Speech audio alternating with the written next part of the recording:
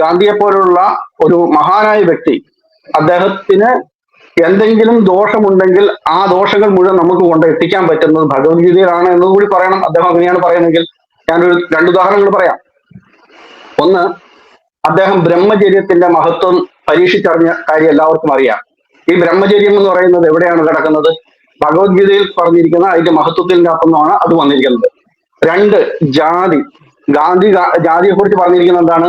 ജാതി മാറാൻ പറ്റത്തില്ല. ഒരുത്തിന് ബ്രാഹ്മണന്റേതായിട്ടുള്ള ഗുണങ്ങൾ ഉണ്ടെങ്കിൽ പോലും അവനെ ഒരിക്കലും ബ്രാഹ്മണനായിട്ട് പരിഗണിക്കാൻ പറ്റത്തില്ല. ഒരുത്തൻ കുലത്തൊഴിൽ ഉപയോഗിച്ച് മറ്റൊരു ജാതിയിലേക്ക് പോവുക എന്ന് പറഞ്ഞാൽ അവൻ അക്രമിയും വളരെ മോശപ്പെട്ടവനുമായി മാറുന്നു എന്നുള്ളതൊക്കെ പറഞ്ഞിട്ടുള്ള ഒരു കാര്യമാണ്. അതുകൊണ്ട് പിന്നെ ഇദ്ദേഹം പറഞ്ഞിരിക്കുന്ന മോഡേൺ കാലത്ത് ഓപ്പൺ ഹൈമർ, ടെസ്ല അങ്ങനെയൊക്കെ ഉള്ളവർ വായിച്ചിട്ടുണ്ടെന്ന്.